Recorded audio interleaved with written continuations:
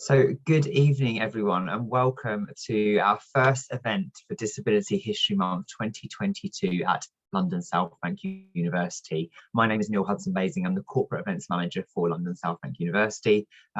Just to let you all know that we are recording this event. And if you do not wish to feature, please do keep your camera and microphone off for the duration. Use the chat box. Though obviously we would love to see your faces, and there will be opportunity for questions and answer later. It would be great to get some conversation going. And before we start, I'd just like to take you through some virtual housekeeping, starting with a short statement on respect and dignity. So everyone attending an LSBU event, whether in person or virtually, should be treated with respect, dignity and courtesy. LSBU operates an environment built on equality, inclusion and acceptance. We value contributions, feedback and comments, and wish to create a space for sharing, learning, celebrating and bringing communities together. LSBU does not tolerate any form of bullying, abuse, harassment or discrimination. We want our events to be enjoyable, safe and experience for all. Anyone that doesn't adhere to these guidelines will be removed from the webinar. I'm sure that won't be a problem this evening. So thank you for that. Just moving on to the Zoom functionality, we are on Zoom Pro, and that does mean you can turn your cameras and microphones on. We ask you to just keep them off during the duration until it comes time for Q&A later. Please do feel free to use the chat box. Great to see people doing so already. Please do so to introduce yourselves, let us know who you are, what you do, where you're joining us from. It's always lovely to know who our audience are. You'll see that the reactions are enabled as well, so you can make reactions if you'd like to throughout. Closed captioning is enabled in the interest of inclusivity and accessibility, and you can turn that on your end as well. And that's all from me. So I'm going to hand over to my colleague, Alex Langley, Director of Organisational Development and EDI at LSBU. Alex, over to you. Thank you so much. Hello. As Neil said, my name's Alex Langley, and I'm really pleased to be able to welcome you all to the event today. I'm new at the LSBU group. I joined at the beginning of November, so this is my first event, and I'm particularly pleased to have joined in Disability History Month. And this year we have a theme around disability, health and wellbeing. One of the things that really attracted me about coming to work for the LSBU group was absolutely its diversity and the extent to which it's really committed to equality, diversity and inclusion. In our annual report last year, we reported around 15% of our students and 5 to 6% of our staff across the group who have declared a disability, and where there might no doubt other people who have not chosen to share their data. We know that a really key priority for us over the next year is to increase the inclusivity of our environment and to keep working to dismantle barriers. And as part of that work and our celebrations for this month, I'm really pleased that we're able to hold this event in collaboration with SICK, and we have co-funder Alice Hargreaves here to chair a panel of experts from the world of mental health, wellbeing, disability and neurodiversity. So I very much look forward to hearing the panel, so hearing the questions, and I will hand over to Alice. Thanks very much. Thank you so much, Alex. I'm going to very quickly share my screen.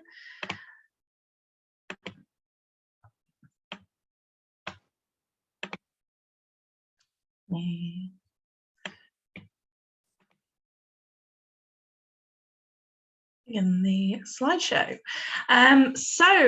Welcome everybody. My name is Alice. I am the chronically ill COO, and I am one half of SICK, a social enterprise that works to close the disability employment gap which currently exists here in the UK, which is around 30%. I was born with a variety of respiratory issues, which has meant that I've spent my life on a lot of immunosuppressing drugs, which actually meant that during the pandemic, I was shielding. I'm also neurodiverse. I have ADHD and anxiety. And the work that I do at SICK is all around providing support for disabled, chronically ill and neurodiverse professionals through training, mentorship and also a listening ear.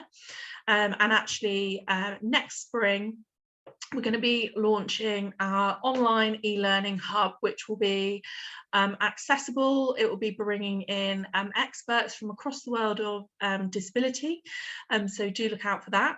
And we also work with businesses to support them in their own inclusive work practices. One thing I will quickly say is I forgot to do that right at the beginning, but I'm a white woman with blonde hair, blue eyes, and I'm wearing a sort of brown turtleneck. In the picture on this slide, I have pink hair and wearing a blue shirt, but my hair colour changes quite a lot.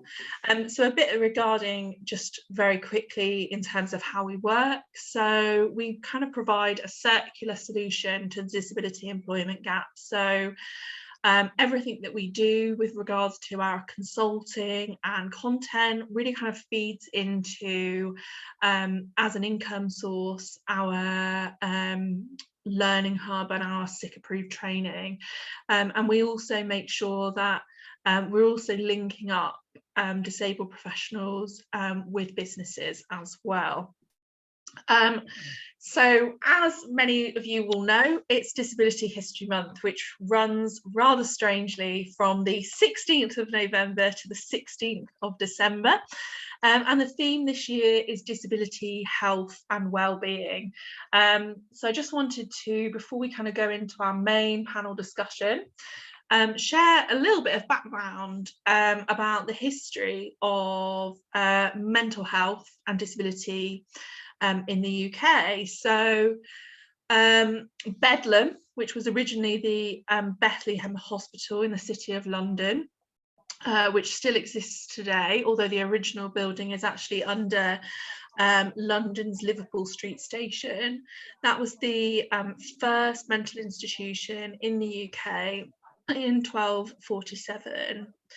Then during the Tudor period, this was increasingly kind of seen as something that was a matter for medical treatment, although Henry VIII actually kind of ruined quite a lot of systems of care, because a lot of systems of care that had existed sort of prior to this had been linked to monasteries and the church, and obviously with Henry VIII wanting to marry Anne Boleyn, very quickly a lot of those systems of care, those hospitals, were burnt down during the kind of great religious reform and the foundations of the Church of England. Of course, though, Bedlam did continue. We then had an era of something called private madhouses, and these were really interesting. So they were very much for the wealthy. Actually, King George III was admitted to a private madhouse and sort of took all of his palace servants and butlers with him, but at the same time there was actually a really interesting contrast, because these private madhouses were also taking money from local parishes, and that basically meant that we were seeing people who were incredibly poor living within these madhouses and being treated incredibly badly, and it actually led to a huge public outcry, and basically in 1774 something called the Regulation of Madhouses Act came in, due to the fact that there was such deep public concern, and then sort of replacing these, we saw the growth of the asylum. So at the beginning of the 19th century, a few hundred people were living in small charitable asylums across the UK, but by 1900 there was more than 100,000 people within 120 asylums, as well as 10,000 additional people in workhouses. And during this period, the population wasn't very big. It's nothing like the size of the population that we see today. So this was actually a substantial amount of people that were living within an asylum system. And then in 1900, there was a real growth within the idea of eugenics, which really fed into World War I and World War II. I've got a quote here which says, "What are we going to do? Every defective man, woman, and child is a burden. Every defective is a body to feed and clothe, but produces little or nothing in return." And that was a quote from Julian Huxley, who was both the president of the London Zoological Society, which is now ZSL, and also the Eugenics Society. And it wasn't actually until the end of the 1980s that there was actually an end in asylums. So it's a history that has been part of our systems for centuries. Now you might be thinking, I'm here for a panel, why on earth are we getting this background? And the reason is this language still massively perpetrates into society today, and it's part of our own sort of unconscious biases. So both Lizzo and Beyonce very recently used the word crip, which is a really defamatory term within the disabled community, and they both used those in songs that they released very recently, which were then subsequently re-recorded, and apologies were released. But the problem really is that as a society, why are we seeing those that language still being used? And it's something that, you know, as a group, we all need to think about sort of challenging moving forward, and thinking about the biases that are still really prevalent within society today. So I don't want to take up too much time, because we're about to talk to some absolutely fantastic panelists. And today we're really lucky to be joined by Toby from Marpe Wellbeing, Bill from DRM, a fantastic street brand that's all around supporting and bringing engagement with mental health, and Virginia from Women Enabled International. So I'm going to quickly stop sharing my screen and start chatting to our panelists. So thank you again to all of our panelists for joining today. I'm absolutely honoured to be joined by such experts from the world of mental health and disability. But to kick things off, I'd love for you all just to really briefly introduce yourselves and your background and what you do. I'm going to start alphabetically, so that means Bill, unfortunately you're going to have to introduce yourself first, and then it'll be Toby and then Virginia. No worries, thank you Alice for that, and thank you everyone for coming today. My name is Bill, and I run DRM with my partner Erin, which is a clothing brand that raises awareness and reduces stigma for mental health. We've been going since 2019, and we use 25% of our profits to go into the community work that we do. That could be providing resources, fundraisers, or events, or projects, or that could be direct donations to mental health charities. Since 2019, we've run over 5 events with a couple of hundred attendees, and our kind of main aim in those was to bring mental health to a less clinical sort of environment, and talking about it in a really comfortable way. Most of those events were in pubs, because we feel like that's where most of us are quite comfortable. Each year we raise money for our chosen charities. So the last 2 years we've been partnered with Coventry and Warwickshire Mind, and we've currently raised over £8,000 for charity to date, which is a really amazing achievement considering the amount of time we've been going. And this isn't our full-time job. This is something at the moment we do on the side. Our goal as a business is to make mental health equal to physical health. That's where we feel like we can have the most difference, and we want to be working in the area of prevention mostly. But where does kind of fashion and clothing come into it, which is the kind of interesting part, and that's what we enjoy doing. We feel like fashion is the vehicle that we can use to help change. All of our clothing is not necessarily, it doesn't scream mental health. You wouldn't know from the outside that we're a mental health clothing brand, and that's really on purpose, so that, you know, we can represent everybody, because not necessarily everybody doesn't want to go, okay, right, you know, they want to support it in their own way. And that's why, you know, you can pick up a DRM t-shirt or hoodie and, you know, they enjoy what it looks like, and then there's the background of we support mental health with what we do. Our designs we've got a few different designs. So one of the ones that we were working on a few years ago was overcoming obstacles, and this seemed to really come to the forefront after everything we've been through over the past few years, and it become our bestseller. And I think a lot of people could just relate to it, because, you know, we've all had those kind of mountains to climb, our own mountains to climb over the past few years, really.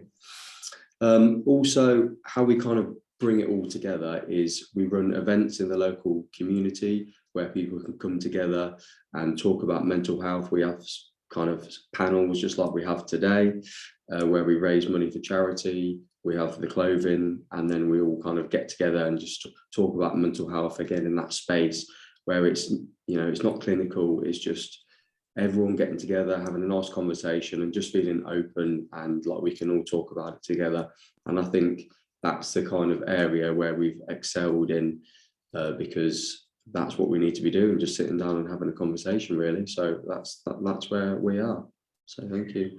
And I also should point out, you can't quite see it in the video, but Bill is wearing the merch. So of course, and I've been to one of Bill's events previously, and it was absolutely fantastic. So I would absolutely recommend looking out for them. Toby, I'll hand over to you to introduce yourself. Thank you, Alice, and thank you, LSBU. It's an honor to be here today. My name is Toby. I'm actually I'm a GP with special interest in women's health and mental health. And I also am co-founder of a mental health digital solution called MARPE Wellbeing. MARPE means sound mind, and it's all about increasing access to mental health services, specifically talking therapies. You can find us if you just type in MARPE, M-A-R-P-E, Wellbeing on the app stores. Thank you. And I would also like to say that Toby is also co-founder of another startup called Saving Peas, which is all around group saving activities and money and financial well-being, which I think is also a really important thing. So Virginia, final one to introduce yourself. The floor's yours.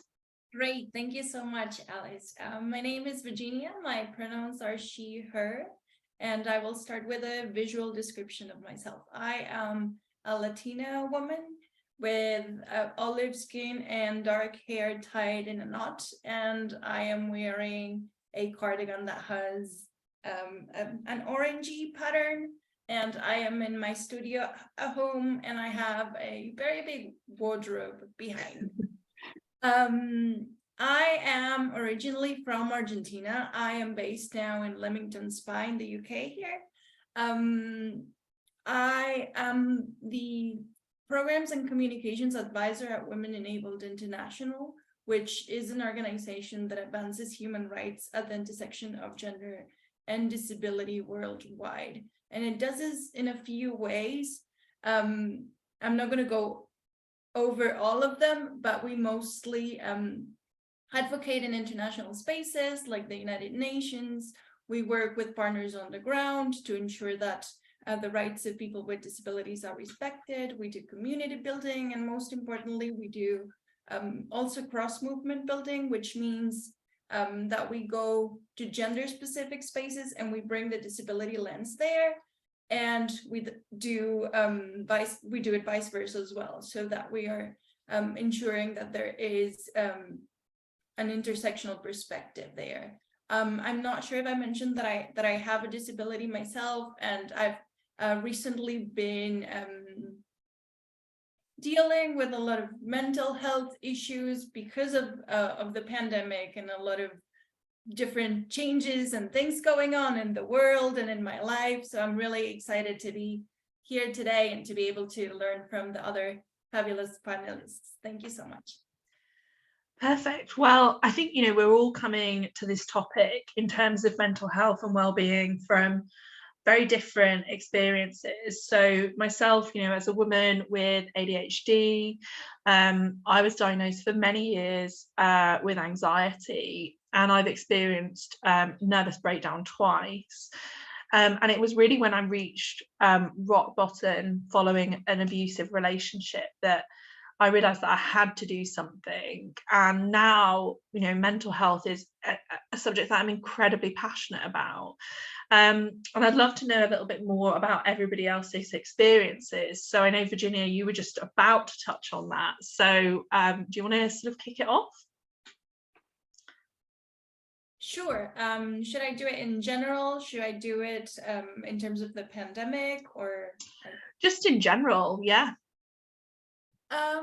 So my experience with mental health, I'm coming here to this specific session from a user side of mental health services, and also from the professional side, trying to incorporate the gender and disability lens. So one thing that I was really looking forward to speaking about today was how Disability History Month coincides partly with the 16 days of activism in the lead up to the Day of Elimination of Violence Against Women. And I think that is really important to mark that, because during the pandemic, usually women with disabilities are 3 to 4 times more likely to experience violence than other women without disabilities, and that was very much heightened during the pandemic. And we did a few studies at work, impact assessment of the pandemic on the well-being of people with disabilities, and they focused on gender-based violence, but they did not focus on the impact of that violence on mental health. And so I think it's very important to bring that intersection and that perspective there, because that was a huge gap that we saw in those studies. And just in general, the mental health impact of the pandemic was not addressed by governments around the world. From a more kind of personal perspective, mental health is such a huge thing. For me in particular, I've been on a journey with therapy. I've been on going to therapy for almost a decade now, which is something that I won't stop doing, because for me going to therapy is like the equivalent of going to the gym, but it's more important because I don't go to the gym, and so and I do religiously go to therapy every Friday, and I think it's so important to have that space, and to recognize the privilege that comes with being able to access that service. And I was just thinking about how most, I'm not going to say all of the experience, but most of the recent experience that I've had in my life and with mental health, they're all intersected by disability. Mm-hmm. And what I wanted to bring here today, because I know at SIG you focus on the sphere of work, is one particular issue, which is the need for validation for people with disabilities, and how I'm not going to say we all do, I'm just speaking from my personal experience here, and how I try to excel in everything that I set my mind to. And when validation, or a type of validation that I'm like, perhaps I'm not receiving, or I just want to be the best, because I'm trying to, you know, compensate because of a history of having, you know, a society that tells you that you're not enough, that you're not good, that you're defective. And that sort of sense of perfectionism is something that is pervasive in the disability community, because we're trying to constantly prove ourselves, prove that we have value, prove that we can contribute. And so I think that is important to recognize where that is coming from. That is coming from enabling society that always told us that we weren't enough, that we weren't valuable, that we weren't productive, that we were defective. And so all of that ableism has it has a toll on our mental health, and it's just such a difficult job to try to dismantle that. And it's an everyday task for me, that I have to like constantly be reminding myself that is not the case. And you know, I wouldn't treat someone else like that. Why am I doing that to myself? So those are a few of the reflections. Sorry for all of the going from one point to another, but it's a very interesting topic, and I'm really excited about it. So thank you. And Toby, I know you mentioned that your sort of like specialisms within the realm of being a GP are very much kind of within mental health and women's health. So I'd love to know kind of what sort of triggered that interest in mental health, and what have been your kind of key experiences of mental health? Sure, thank you. So for me, actually, when I was training to be a GP, my main focus of specialty was actually women's health. Mental health wasn't actually my chosen specialty. And I guess in training, mental health is one of those things whereby actually you think that actually I have 10 minutes for each GP appointment slot. That's real. And when it comes to mental health, you cannot do it in 10 minutes.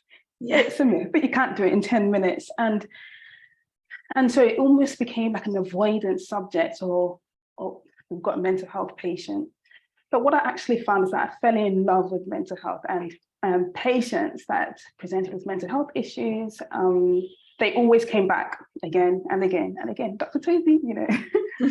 So that's how I sort of fell in love with mental health. Now, the pandemic was very key for me, in the sense that I saw deterioration of my patients, okay, in terms of the mental health. Patients that were doing okay beforehand, the elderly, surprisingly, because of social isolation, mental health suddenly shot up in that population. And then you also saw the extreme younger ages as well, so 5-year-olds, 7-year-olds developing or presenting with mental health symptoms, which was quite touching for me. And one of the things that we saw as well was access to care. So it's quite interesting to hear Virginia's story in terms of having therapy for 10 years, which is amazing. And actually everyone should be able to have that privilege of access to mental health services like therapy, but we know that doesn't exist as such a gap. And Bill touched on, you know, making mental health and physical health equal, you know, because really mental health is just as important as your physical health. And the pandemic basically just made that more glaring than what it was before. That gap became even bigger, and patients struggled. And for me, that was really touched, and that's what led to the birth of Marpay Wellbeing. You know, the thoughts that I had was actually, how do we bridge this gap? So when I see other organizations that's trying to do more in terms of mental health, for me, I always think more is more, and these things are needed. So that's basically my journey in terms of mental health and how my pay well-being was essentially birthed, and where there was a lot of negatives associated with the pandemic and the increase in mental health problems. The good thing is that actually organizations were birthed. So yeah, absolutely. Yeah, and I guess finally, Bill, I know you've got sort of quite a different story, I guess, in terms of what sparked your interest in this area. Would you be open to sharing? Yeah, of course, yeah. So the reason why DRM was founded and the reason why I'm so passionate about mental health now is that in 2014, I lost my younger brother, Ollie, to suicide. So he was just 18 at the time, and I was 22. And at that time, I hadn't really heard about mental health that much. You know, I didn't really know what it was. I didn't really understand probably my own emotions. Mm-hmm. And to lose someone so close to you, kind of out of the blue, as it was at that time, it completely, you know, it changes your life. And from that point onwards, I was struggling with the grief and the grieving process, and I was in the deep, dark depression. But I also wanted to really find out, you know, why this has happened, and, you know, all these emotions that I was feeling and what they meant and how to kind of express them and use them. And that's where I was really interested in terms of, and it kind of came across, you know, mental health and what it actually means, and by, you know, going to the doctors who were helpful, the GPs, the different medications you were on, the waiting lists for therapy and different sorts of things, I was beginning to understand what everyone else, in terms of who had mental health issues, the kind of field that they were having to dodge through. It was like a minefield. And if, you know, close friends and things like that, they would ask me for advice. And I feel like that's how DRM kind of grew, is then I wanted to say, okay, look, you know, this is what I've learned from my journey with my own mental health, and this is what, you know, I've learned. So take this, really. And I think through that, we've, you know, setting up DRM and trying to help more people and just raise awareness of this is what we need. There's not just one route that fixes all. It's a really long journey and process that we have to go through. Yeah, absolutely. And I feel, you know, men talking about mental health, it's still not like, you know, there's been leaps and bounds in terms of progress, but I think it's something that's still a bit of a taboo subject. Well, you mentioned earlier, didn't you, you know, the words that we use, the language that, you know, it was like, it seems so far away, but it also doesn't seem that long ago. Like when you talk about mental health, it's like mental is in the name. People are like, well, that's not me, because those people have issues and things like that. Well, everybody in this room, on this call, around you, has mental health, whatever kind of continuum you're on at the moment, whether it's good or bad, and we all need to know how to manage it.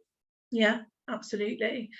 I mean, all of us have already mentioned the pandemic. It seems to be a theme that's unavoidable when it's 2022. But I wonder whether both Toby and Bill, you know, obviously you both kind of work on the ground in this area, and, you know, was 2020 a real kind of change, and have any of those changes been positive? I know, Toby, you've already slightly touched on this, but is there any kind of more detail with regard to the pandemic that you'd like to go into? Yeah, I think the pandemic is a major, it's something that will be in the history books too, I think. But the first thing I would first say is that the pandemic affected everyone. And mental health was obviously physical health.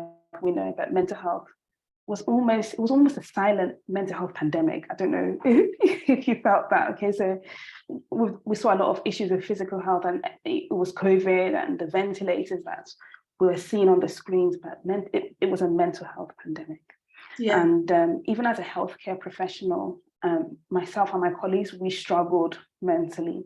So, for example, in our area, so I live in Warwickshire, I worked in the hot tubs, which were like the COVID clinics.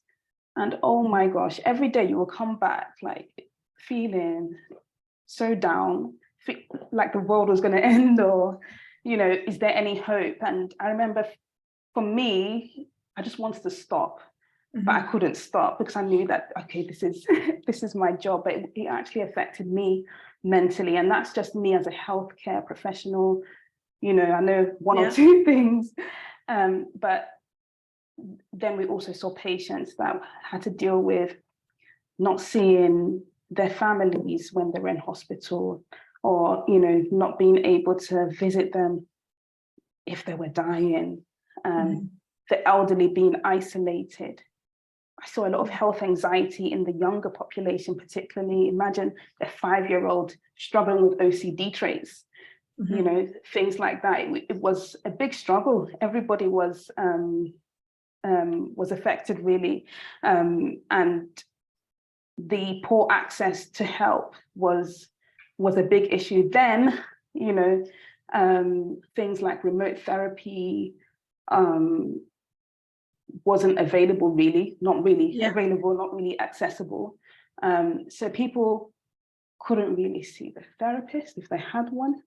The waiting list for the NHS service just went off the board, essentially, over 12 months in a lot of regions. And I always say that if you have a chest infection that needs antibiotics, or an infection anywhere that needs antibiotics, would you wait a year to get treated?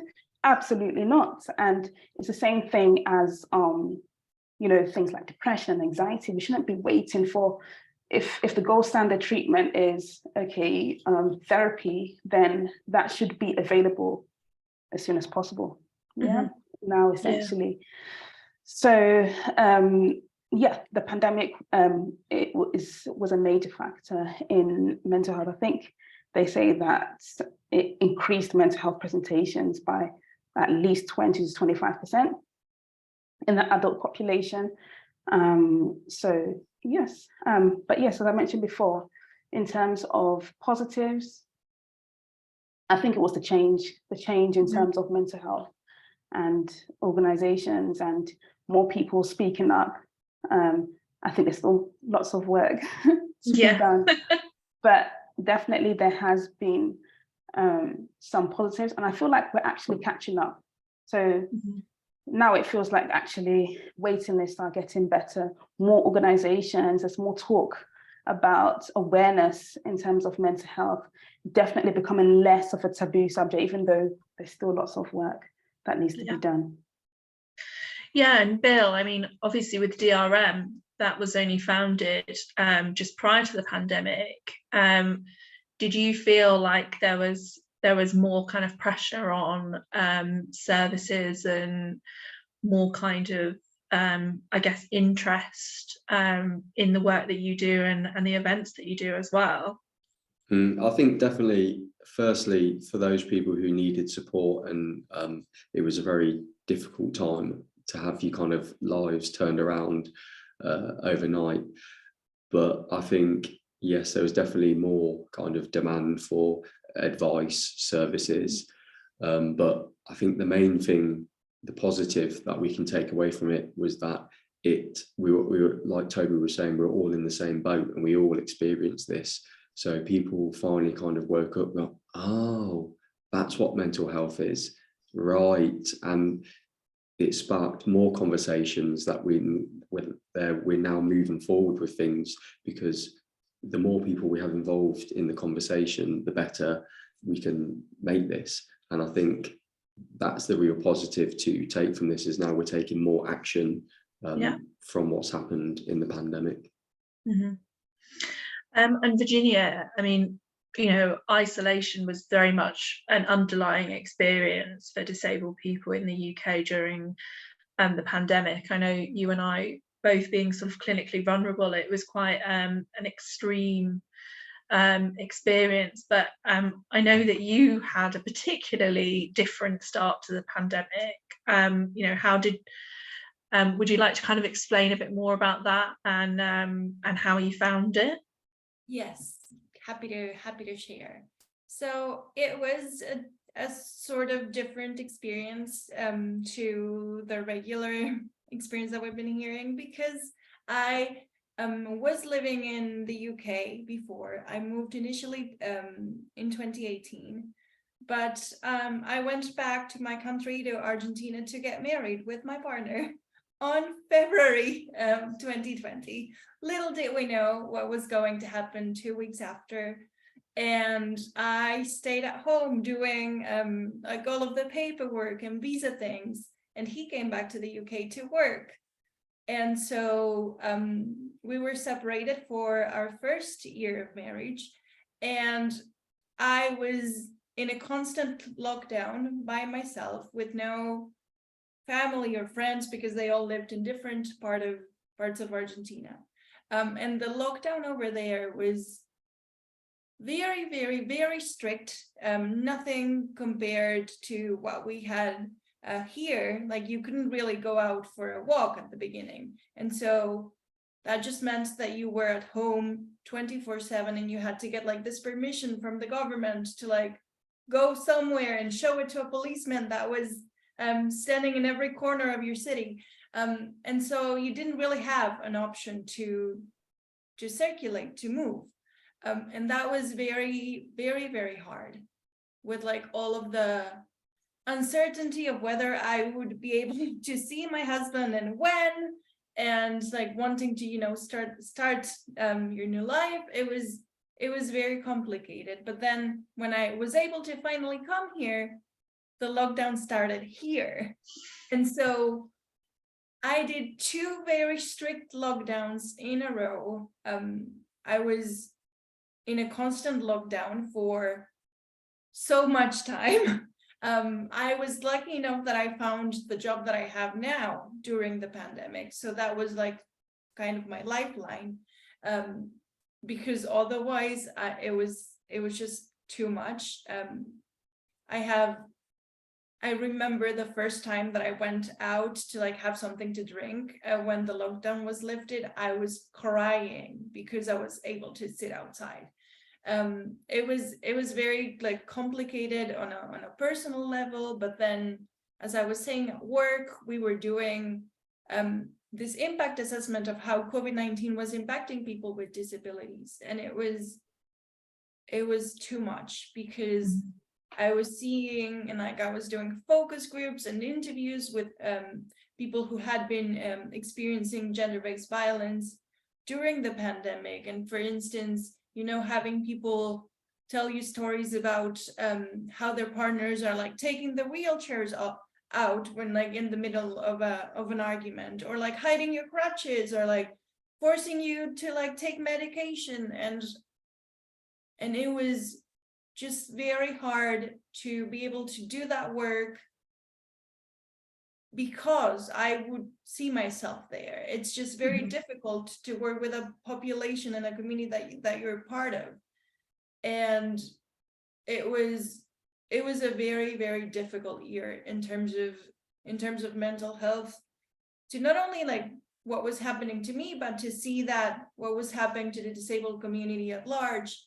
And to, you know, have also like, you open the newspaper and there's a Guardian breaking out the news of like do not resuscitate orders happening at hospitals. It was just too much, because I was scared of what would happen if I were to end up in the hospital. I was like, oh, I better isolate. So it was really a lot. And I think I was privileged in a lot of ways, because I didn't get COVID up until like earlier this year. And as I said, I was able to get mental health support, but it was devastating. And so many of us in the disabled community lost contact with our people, and it was very hard for our community, and it was a lot. And the thing is that it's not over. And it's, yeah, absolutely. And yeah, so, I mean, it's an incredible story, and you know, I'm incredibly sort of proud to call you one of my friends, and you know, it's an yeah, floored me in some ways.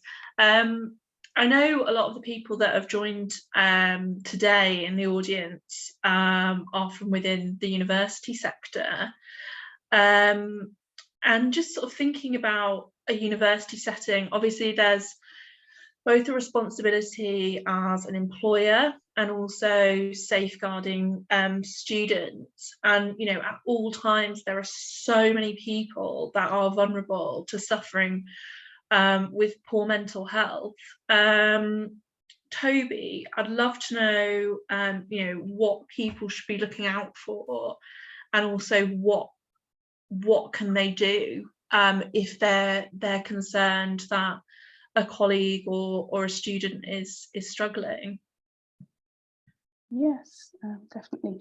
So what I would say in terms of things to watch out for, it can be quite tricky at times. So I would say definitely you have to have the eyes. Okay, so the fact that you're looking out for red flag symptoms or possible signs or symptoms of poor mental health, that's actually the first thing. But if you go around and you're not really thinking about those type of things, then it might be easily missed. In terms of maybe perhaps lecturers or staff in the universities, I think it'll be easy for me to say, look for people that seem low or have low energy or, you know, withdrawn, because actually those are actually quite difficult to spot. Yeah, so I would say it's all about looking for disengaged students. So maybe students that are not, doesn't seem compliant to, you know, what they're supposed to be doing. Are they being late? Do they appear unkempt? Are their grades dropping? Are they behaving in a way that they don't usually behave? Has there been a change in their behavior? Are they missing their deadlines? So it's about spotting those type of behaviors, because actually it may be beyond a student just not wanting to do what they need to do in university. It might actually be a sign of poor mental health. And of course, there's a lot of penalties in universities, but actually the key thing is there actually a structure to actually spot these type of students and find out actually, is there anything going on in their personal lives? How are they actually feeling? Who is providing that listening ear, or who is actually taking their time to find out, you know, what support is available. When I was in university, in medical school, you know, it was very strict. You know, you miss a deadline, you get an email. You get an email, you get threats, you're going to be kicked out of university. I'm just hoping that it's not like that anymore, you know, because that would just make things worse if there is an underlying mental health issue. So it's all about what are the parallel structures involved in terms of identifying students that are struggling with their mental health, and who's signposting them, what services are available in the universities. Sometimes some universities have actually very good structures and systems, but people don't know about them.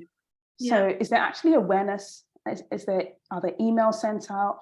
How are students being informed about the services that's available? Are there any peer-to-peer support that's available? Because sometimes that's, you know, that's what you need. Some universities also have particular staff members in different departments trained as first aid mental health sort of practitioners by doing the course. And that's really good, because it means that you don't have to rely on everyone, but there's designated people in each department that their job actually is to look after the mental health of this cohort of people. And that's actually, you know, very helpful. Now, I've spoken a lot about, that's more of the students, but actually, what about the staff as well? You know, I have a lot of clients that they are lecturers in universities because they are under huge amounts of pressures. So it's not just the students, but the lecturers actually suffer as well. Lecturers and teachers, they have a massive job, and they struggle as well. So are there systems in place for the staff? And I think these things are important. And it's not just about having a system, but making sure that everyone is aware of where to get help, you know, how to get help, who to approach.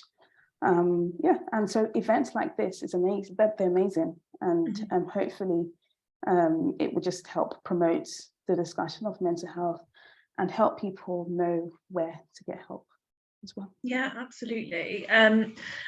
Toby's been very comprehensive, but Bill, was there anything in particular that you'd kind of like to add regarding sort of safeguarding staff and students? Yep, I think Toby pretty much covered everything there, but I think I'll just echo the fact of the resources that are available. Are they tried, tested?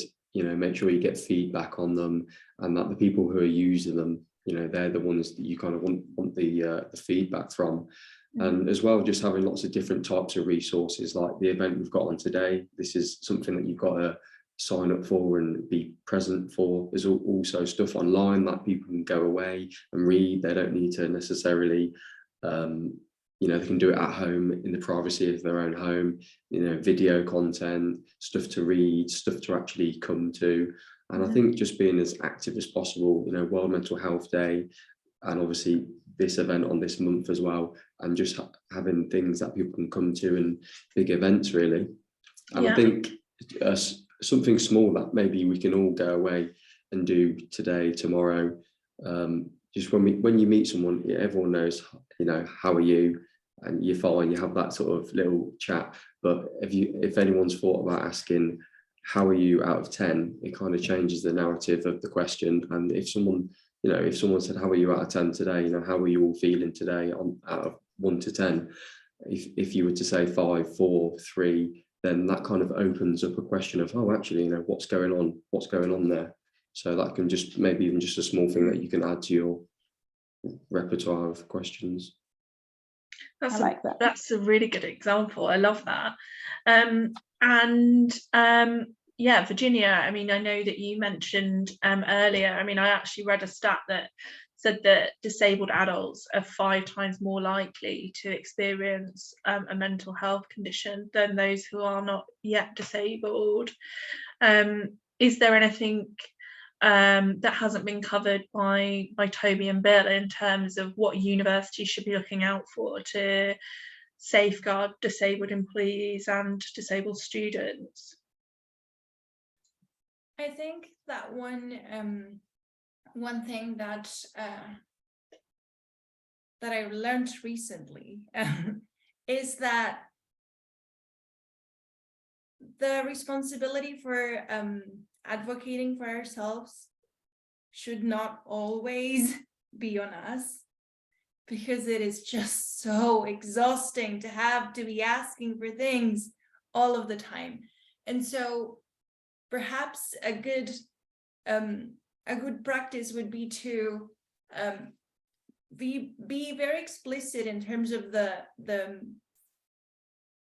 measures that are being offered, so, and to have a communication strategy that actually puts it out there, so that we know what services we can access, and we don't have to be so that not everything has to be an uphill battle that you have to fight, because having to ask for things, even when those things are our rights,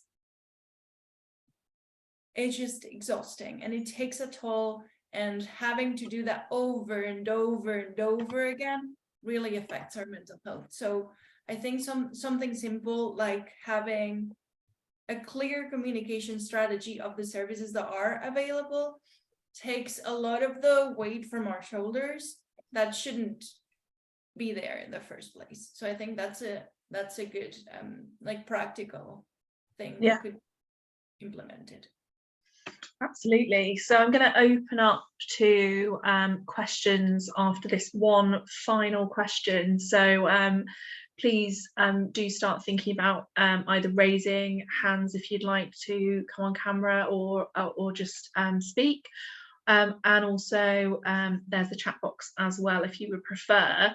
But very kind of quickly, as just kind of a final question, so we all recognise that there's a difference between mental health and well-being, But I think the definitions really vary for us all. So, you know, for me, well-being is very much my day-to-day. You know, it's thinking about, you know, breathing exercises, meditations, even a nice cup of tea, and kind of just having those kind of mindful moments. But my mental health, to me, is the kind of more medicalized part of this care. So kind of, you know, my medication and my therapy. So just very, very quickly, if I just kind of run to each of you, so I'll start with Toby. How would you define the difference between mental health and well-being? Yeah, I think that's a fantastic question. And yes, for me, I would say well-being is more of an umbrella term for me that comprises your social health, you know, your physical health and your mental health, and actually wellness in all of these aspects equals, you know, good well-being. And essentially mental health for me is just one of those aspects that forms your wellness. And if either any of these aspects is poor, essentially well-being also drops. But I think there's a lot of varying definitions, and that's the way I usually picture it. I know a lot of people say that that mental health is more of the physical aspects, but the way I also see it is, if your social health or your physical health suffers, it's going to affect your mental health. So everything is just all intertwined. Yeah. Virginia, any thoughts from you? I think for me, well-being refers to the practical steps that I take to ensure that I have a good mental health. But that's just like I don't have like a dictionary definition of it. I will say though that I tend to shy away from the word wellness, because I'm just like, oh no, that's like too like the industry that, you know, they're selling you like green juices and that kind of thing.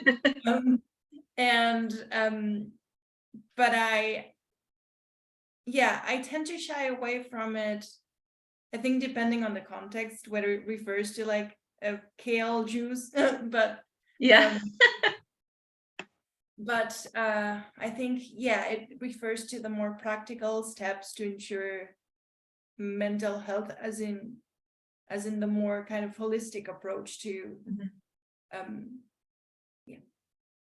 I don't know if that was clear. I don't think I have it clear in my mind. I mean, I think that's the thing, isn't it? There isn't a particularly clear definition, but I do think there is that stereotype of like well-being being those kind of kale smoothies and wheatgrass shots and things.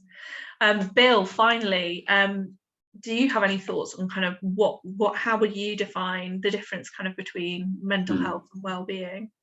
Yeah, I think it's interesting, because I think if you ask everyone, we've all got sort of different thoughts on it. But like Toby said, I think it's your well-being is like a general overall view on different aspects of your health, and your kind of mental health, as we would focus on your kind of emotions and how that's making you feel. I mean, like you said, Alice, yours is kind of focusing on the medicated side of you. I think that, it's interesting that you speak about it like that, like in terms of how, like myself and maybe DRM would kind of focus on it. We'd be speaking to everyone like how, you know, your mental health, you have mental health, and where are you on the scale? And we kind of want to shy away from that medical kind of aspect of it, because I think that's what scares people, and we want to get as many people on board as possible, to them feeling like they can be involved in that conversation. So I think, for me, my mental health is a massive part of daily life now, and it's something I have to think about every single day, but also the well-being, just that kind of umbrella aspect of all health, really. Fabulous. Well, those are kind of my questions done, but I've seen already in the meeting chat that there are a couple of questions that have come through already. One is actually from Bill, directly to Virginia. So Bill's asking, what actually got you through those lockdowns and difficult moments, especially while you were on your own? Thank you for that question. It gave me a chance to like focus on the positives. I think what got me through it when it was happening, it really felt like something really heavy to carry, and I didn't know whether, like, in what state I was going to come out on the other side. But I think what got me through it was the sense that, you know, you could still build a community online. And so I tried to put all of the tools in my toolbox to use. And so I joined a writing workshop, and I was like writing short stories. And I tried to talk with my sisters, like on Zoom, or like we would do like a family dinner online. That's like on the more practical side. And then also finding this job where I'm working now, where we work with the community. I think it helped me.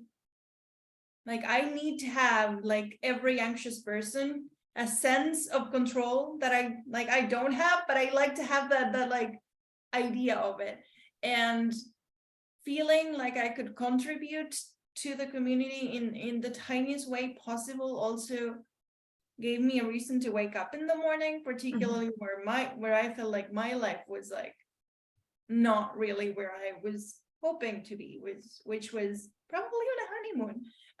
And so I think like trying to build community was the one thing that saved me, like on the day-to-day basis, and then like trying to, you know, help in what I thought I could do, but it was difficult. But we're here now. It's coming to an end, hopefully. So thank you for that. Absolutely. There's a question here from Nick, and that's, does the panel have any thoughts on the fact that we seem to be going backwards in terms of accessibility in the last year? So jobs that were remote during the pandemic, now advertised as in the office sort of 2 to 3 days a week, or courses, both university and evening classes, that were online and now in person only. Nick saying, for many of us who were housebound before the pandemic and still are now, whether that be due to chronic illness or mental health, the world got so much bigger during the pandemic, and it's now that we're feeling isolated and excluded, and actually not during the pandemic itself. Did anyone have any thoughts on that question?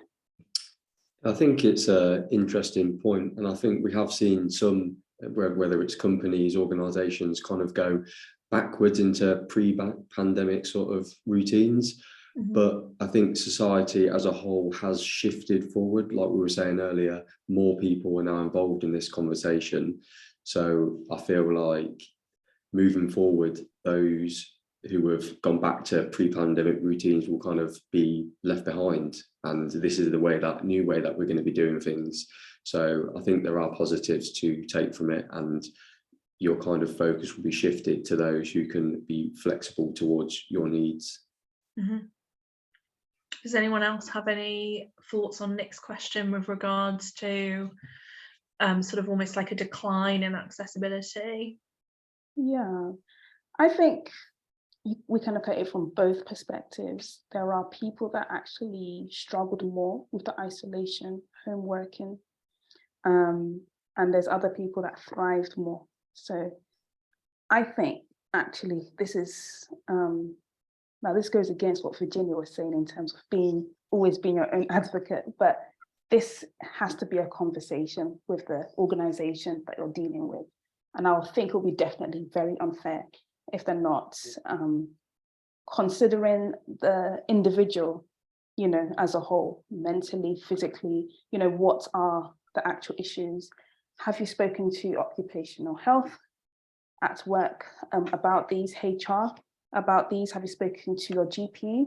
So often I have patients, we have these conversations, and unfortunately there are some backwards organizations that do not understand, and they will not understand, they refuse to understand. And we can do a medical note and it's a legal document. Okay, this patient has this. These are the issues, and these are the conditions that they need. Remote working, work 10 hours in a break or work 5 hours in a break, it can be discussed. So I would definitely encourage people that are struggling to first of all, have conversations with workplace, line manager, HR, OH. And if they're struggling, go to your GP and have that conversation. A lot of people do not know, where to go, and they feel lost, but hopefully the GP will be able to help them and support them. Yeah, and I think the only thing I would probably add to that is that there are, as an organisation, we do a lot of training with workplaces specifically around things like reasonable adjustments, trying to make it a more understanding environment. But there are also sort of specialised recruitment agencies. So the two that kind of always pop to the top of my head are Patchwork and With Not For, and they both very much focus on more inclusive roles, and that's not just for disabled, chronically ill or neurodiverse people, but it's also thinking about people that might have caring responsibilities, for example, and they'll be very, very clear in terms of the roles with regards to what's remote and what's not. I think obviously it's a scary time when we've got tech companies like Tesla and Twitter that we would really expect to be leading in terms of having that inclusive work practices and being open to remote work, for example, and actually they're kind of instead very much going in the complete opposite direction. And I read a really interesting thing that said about Twitter, that Twitter didn't have a very good system of monitoring people when they're working from home, which I think is ironic for one of the world's biggest tech companies. So it's a very, very interesting one. Another question here is, do the panel have any thoughts on the fact that the length of NHS waiting lists for non-mental health conditions is actually having a huge impact on disabled people's mental health? So this person has shared that they're on a 4-year waiting list for an autism assessment and have been waiting for follow-up tests for a chronic illness. They were diagnosed at the start of 2020, but they're still waiting for those follow-up tests so that they can have medications. Maybe the NHS would spend less on mental health treatment if patients weren't waiting years for appointments for other conditions like neurodiversity and chronic illness. I think this is something that anyone with a chronic illness or disability absolutely has experience with. I myself are currently on a 18-month-long journey, which is still nowhere near being resolved with regards to some issues that I've been having following on from the medication that I've been taking for a very long time. And it's really disheartening. And I think with what Virginia was saying about workplaces and universities shouldn't have that expectation that people have to advocate for themselves. I think often we're having to advocate for ourselves a lot because we're having to push for appointments, and there's a lot of time involved in that. I've had many blood tests, for example, in last year, and scans, and that's all kind of time when and time and energy that I'm expending without that solution. Virginia, did you have any thoughts on that? Well, first I wanted to thank the person that shared this story for being so open and so honest with the situation that they're experiencing. And thank you, Alice, for sharing that. I can only say that I'm sorry that you're going through this, and this is how we see that inequalities are structural. Like, there is a systemic failure in the system of addressing how people are treated and how services are provided, that just perpetuates that inequality and perpetuates the lack of access to those services. I don't have a solution for that. I wish I had. So I can only say, I understand what you're going through. I'm so sorry. Thank you for sharing your story, because I think there is so much power in doing that. I do think that when we share our stories, when we raise our voices, although that takes a toll as well, that has an impact. And even if it's not a policy impact right now, which I think, the disability community are, like, we are organizing, we're getting to those places. Even if it's not so immediate, I think, tying back to another point that I raised before, I think that really helps to build community and to let other people know that they're not alone. And that there's so much value in that, because navigating the health system is just something that it's grueling if you're embarking on it by yourself. And so thank you so much for sharing that experience. And I wish I didn't understand what you were talking about, but I do. And I hope that, like, we can work together for a change, because it shouldn't be like that. It shouldn't be what it is. Yeah, absolutely. Did any of the other panelists have any thoughts on that particular question? Yes, I work for the NHS, so I think I'll come from the angle of supporting the NHS, because they do a lot, and for most of us, we've benefited from the NHS. Virginia mentioned something about systemic failure, structural failure. So it's not based on clinicians, not making space in their diaries, but it's something that's higher up. Let's ask the government. Yeah. So there's lots of questions. Okay, so like, for example, the IAPs, the talking therapies for the NHS, good service, but you can only have so many limited amount of sessions, which may not be good enough for a lot of people. And then you have to wait so many months. And that's just because of capacity. Mm-hmm. It's a capacity issue, the demand and supply issue. And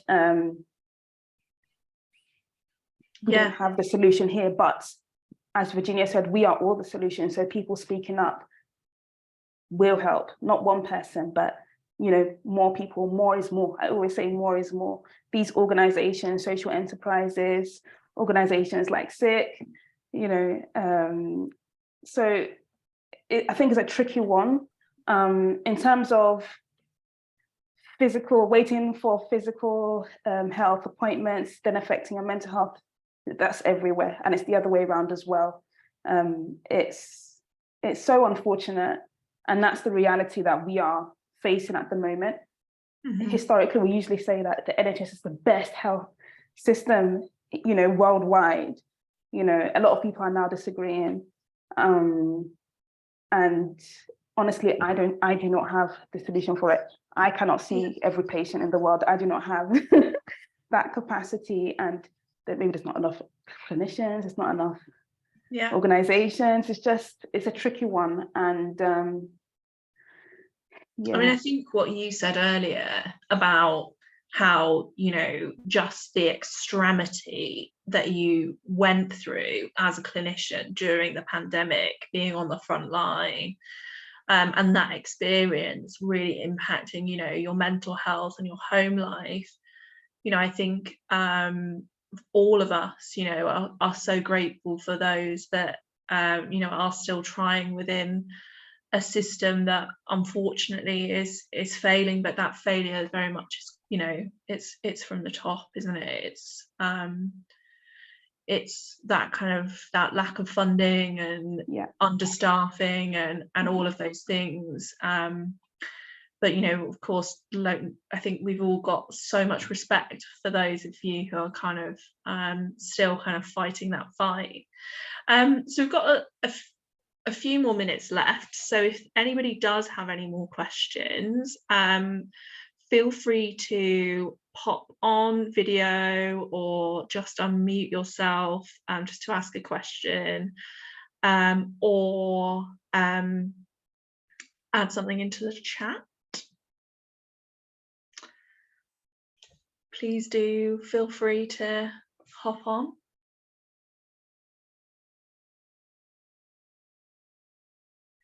Well, I think, Charlene's just said, sorry I have to leave, but just really wanted to thank everyone for sharing their stories. And yeah, I mean, I think the stories tonight have been so powerful, and yeah, I can't have anything but respect for the panelists that have really kindly joined us this evening. I guess probably just a final question almost, and I guess it's kind of leading on from that, sort of the mental health and physical health, like, you know, that there's like that kind of constant connection. It's like, if your mental health is bad, your physical health is bad. If your physical health is bad, your mental health is bad. You know, I know full well, you know, when my own health is poor, in terms of physical health, my mental health really suffers. Did anyone kind of have any thoughts on the kind of connections between the two?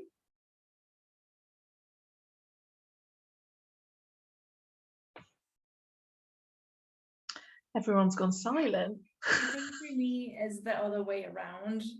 So I can, like, in my experience, is reversed. So if my mental health starts deteriorating, then I will start feeling in my body as well, as opposed to the other way around. Yeah. And I think lately, for instance, like, I've been in so many situations under so much like heightened stress, and like continued, and like feeling, you know, burnt out, and then you start feeling you headaches, and you faint, and you fall, and there's like lots of things that are piling up. And for me, it works in that way. Although I have, apart from, you know, my chronic things and my disability, I don't have I haven't had anything that like makes me, you know, I haven't like been diagnosed with a condition that I would assume wouldn't like throw me into a bit of a mental health crisis, I think. But for me, it's like the connection is mental health like impacting physical health. Yeah, absolutely.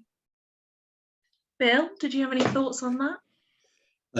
Yeah, I think I agree with Virginia there. I think when I was younger, I feel like it was your physical health maybe impacting your mental health. But I think now, spending so much time kind of thinking about it and maybe working on that area a little bit longer, I feel like your mental health plays more of a part in that, and kind of oversees that. But they're so intertwined, it's crazy. I don't think you can split one from the other. They kind of both impact each other equally, to be honest. Yeah, absolutely. I think I would agree with both. And I see patients that with chronic illnesses, so you can imagine following their journey, and frequent hospital appointments, frequent investigations, it's going to take a toll on them at some point. And eventually they're put on an SSRI, eventually they're getting counseling, and vice versa. I see patients that have maybe anxiety, depression, long-standing other mental health problems, and then eventually they develop perhaps a physical illness, or maybe perhaps there was an undiagnosed physical illness as well. And we see it, as Bill mentioned, they're both intertwined. And that's why I say actually physical health, mental health under the umbrella of, you know, well-being. And you know, some people will put a logical spin to it. So they say, okay, when you're happy, you have endorphins that will make you feel better. When you're stressed, stress hormones, lower immune system, things like that. So there's several logical explanations that you can put to it. But I think the major thing is that, you know what, your physical health is just as important as your mental health. Your mental health is just as important as your physical health, and both can affect each other. Yeah, absolutely. Well, I'm going to wrap up and hand back to LSBU in just a moment. But for anyone who wasn't here right at the start, my name's Alice Hargreaves. I work for SIC, SIC. We're online at sicofficial.co.uk, and I'm the SIC COO on most social media platforms. That's SIC COO. But thank you very much to Virginia from Women Enabled International, Dr. Toby from Marpe Wellbeing, and Bill Nichols from DRM.